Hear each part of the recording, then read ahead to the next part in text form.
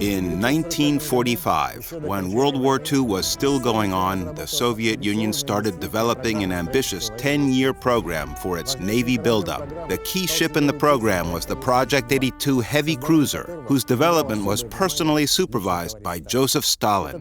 This cruiser was to become a symbol of the country's might, a calling card for a superpower. The first ship of this type joined the Soviet Navy when the USSR bought German heavy cruiser Admiral Hipper class, which was still under construction. The primary goal of the purchase was to learn advanced foreign technologies and then build an indigenous ship. However, the project was soon put on hold once the war began. The work on a Soviet heavy cruiser was resumed after the end of World War II.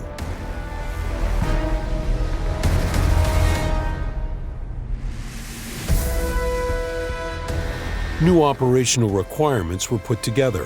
The Navy's Shipbuilding Research Institute and the Shipbuilding Ministry's Central Design Bureau made numerous preliminary variants of the Project 82. As a result, two versions with different armor thicknesses were submitted to the government for consideration.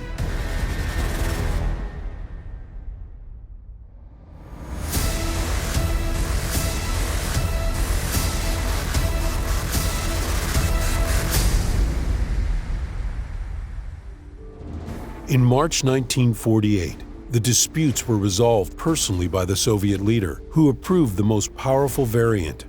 Later on, Stalin regularly supervised the design and construction process for these ships.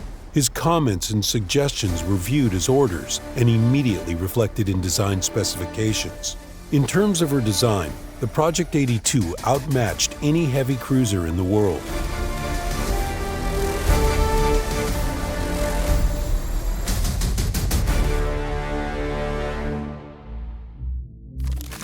Length, 273.6 meters. Beam, 32 meters. Draft, over 9 meters. Total displacement, 42,300 tons. Primary armament, 9 305mm guns mounted in 3 SM-31 turrets. Dual-purpose artillery, 6 BL-109A twin turrets, caliber 130mm.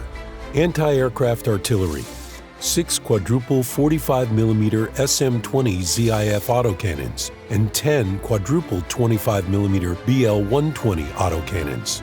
Armor, main armor belt 180mm.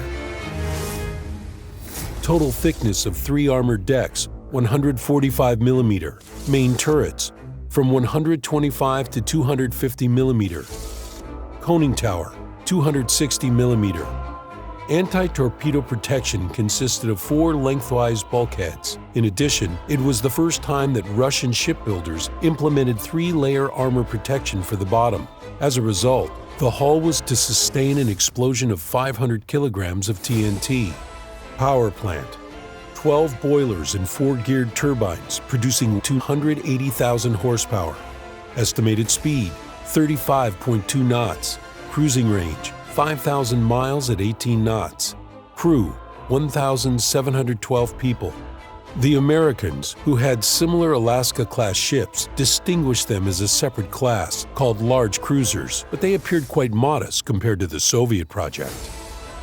When the prominent Soviet naval commander, Admiral Kuznetsov, was appointed naval minister in 1951, he asked his subordinates, "What's the idea behind this ship?" The head of the main directorate for shipbuilding answered, "Comrade Stalin said this ship, due to her speed, should force the enemy to fight at a certain range."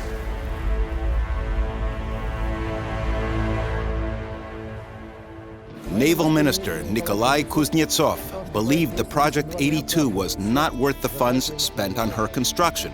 But according to the Admiral's memoirs, Stalin had a special passion for heavy cruisers, which was hard to explain. Enormous design and production resources were dedicated to the ship's development. The first cruiser was laid down in Nikolaev on December 31, 1951.